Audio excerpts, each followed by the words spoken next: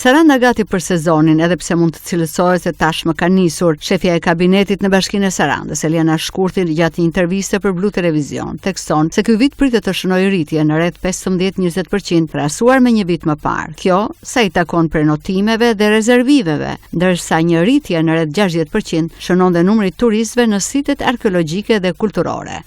Mund të themi me siguri që është viti i disat që sezoni turistik në Sarandë është zgjatur, fillon tashmë më herët, që është në fillimet e marsit edhe përfundon në fundin e tetorit me një numër të rritur fluksi turistik, të huaj edhe vendas, sikur se shikoni edhe në bulevardin e Sarandës dëgjohen gjuhë të ndryshme që do të thotë që turistët e parë tashmë kanë ardhur, madje kanë filluar edhe sezonin e plazhit. Numrat që ne kemi të paktën nga Parku i Butrintit, që është një evidencë e qartë, kemi një rritje pothuajse 60% me numrin që kemi patur për 2024 për periudhën e 3 mujorit janar-mars, por edhe numrat e prillit tregojnë që kemi një rritje të numrit edhe të fluksit turistik. Jemi shumë optimist dhe ne si bashki kemi filluar që të bëjmë përgatitjet, qysh në fillim që në janar, jo vetëm me promovimin e qytetit në panajire kombëtare dhe ndërkombëtare, por edhe me ngritjen e task forcave dhe të urdhrave të caktuara të kryetarit që kanë të bëjnë me mbarvajtjen e sezonit. Sezoni 2024 ishte një sezon tepër i suksesshëm dhe pa problematika, të paktën jo problematika madhore, edhe shpresojmë të njëjtën gjë edhe për vitin 2025, duke marrë të gjitha masat në terren, policia bashkiake, ndërmarrja e shërbimeve, të gjitha grupet dhe ekipet e terrenit janë këtu duke punuar që të mirëpresin vizitorët e shumt. Ne marrim nga bizneset akomoduese, nga hoteleria edhe nga restorantet, tregojnë për një rritje të numrit të turistëve për vitin 2025, sikurse tregojnë edhe para rezervimet për sezonin e lartë.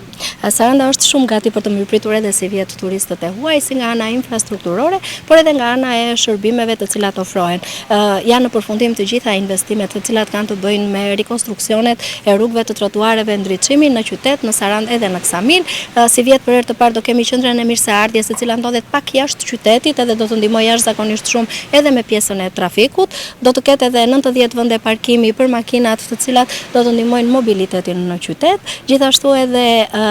rrugët të cilat janë ideuar në mënyrë të tillë me mozaik, janë me një qasje më afër për ecjen dhe këmbësorët, që do të thotë që ne jemi një qytet që duam të çojmë drejt një vizioni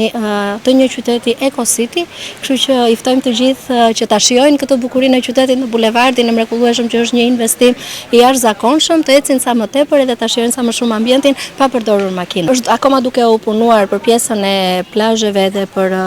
pjesën e sinjalistikës edhe rojeve bregdetare, që shumë shpejt do të jetë e përfunduar edhe kjo për të mirëpritur fluksin e lartë të turistëve. Plazhet publike vazhdojnë që ndrojnë në mes të qytetit për Sarandën, do të jenë ato që kanë qenë edhe vitin e kaluar, plazhi i ri edhe plazhi i centralit, të cilët edhe vjet kanë pritur një fluks tepër të lartë,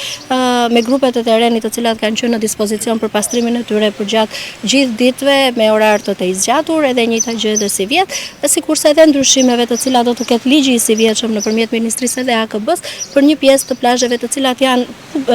private, por që do të jepen 1% që do të jepen në dispozicion edhe për pjesën e